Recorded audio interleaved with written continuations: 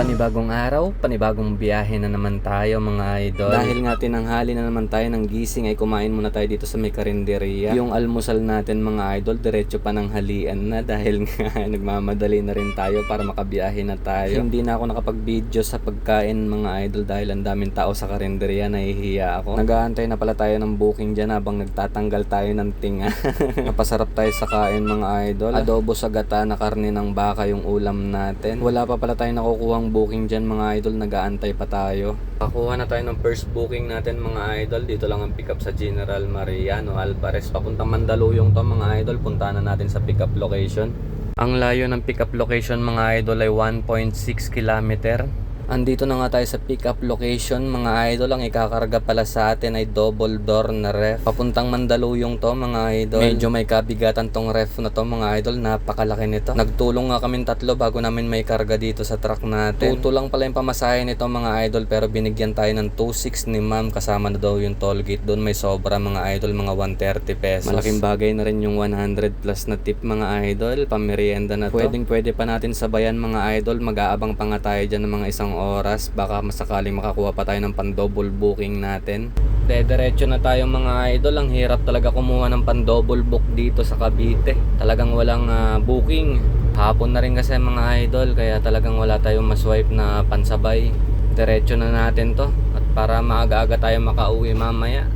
Gusto ko rin makauwi ng maaga ngayon, gawa nung alas 12 na tayo nakauwi kahapon. Dito na tayo sa drop off mga idol. Malapit lang din sa warehouse ng Shopee to mga idol, yung pinagdadalhan natin dati. Pinatras na pala tayo dyan mga idol para maibaba na yung ref. Dito lang pala to mga idol sa may San Juan. Katabi lang din ng pinagde-deliveran ko dati sa Shopee. Napabilis nga yung biyahe natin mga idol. Wala pang isang oras yung biyahe natin dahil walang gaanong traffic. Pagkatapos nga nalang i-unload dyan mga idol, nakakuha na tayo ng pangalawa nating booking. Dahil nga may solid follower tayo na gustong makita yung kinikita natin bawat biyahe natin na ipapakita natin ngayon. Ito na idol yung request mo. Makikita mo yung mga booking ngayon kung magkano yung pamasahe. Sana idol ay makapulot ka ng ideya dito kung magkano yung kitaan. Papunta na pala tayo sa San Juan mga idol, at inabot tayo ng mahabang traffic dito sa may Green Hills. Dito lang pala yung pick up natin mga idol sa San Juan papuntang Calamba, Laguna. At andito na nga tayo sa pick up location mga idol. Mga gamit pala sa bahay yung ikakarga sa atin dyan. Ang pamasahe pala nito mga idol ay 2.9 lang. Tapos tinanong tayo ni ma'am kung magkano yung toll fee. Ang sabi ko ay nasa 450. Tapos binigyan niya tayo ng 3.5 mga idol. Tapos nagdagdag pa siya ng 500, kaya naging 4,000 pang diesel daw natin yung sobra.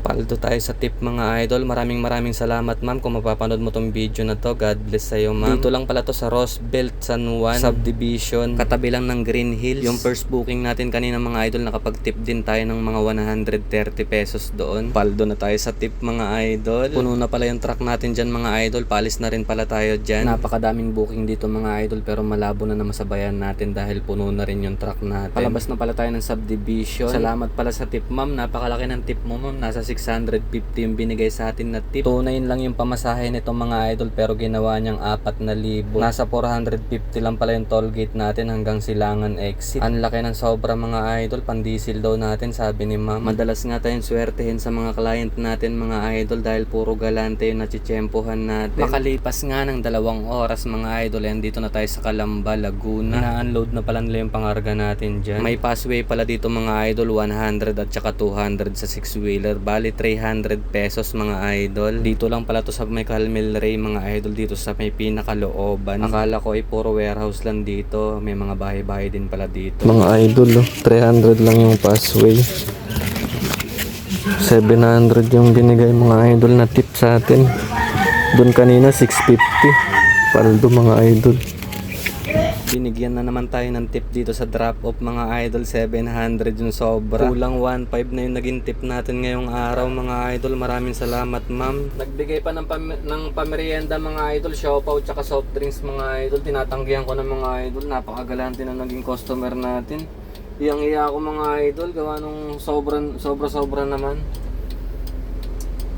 Shoutout pala sa inyo ma'am kung mapapanood nyo to. Maraming salamat po sa tip at saka sa pamerienda po. Hinatid pa ng anak niya yung soft drinks mga idol, gawa nung naiwan daw. Nakalimutan mga idol. Yung kaninang bata, nakita nyo sa video, yun yung mga idol, yun yung anak ng naging client natin.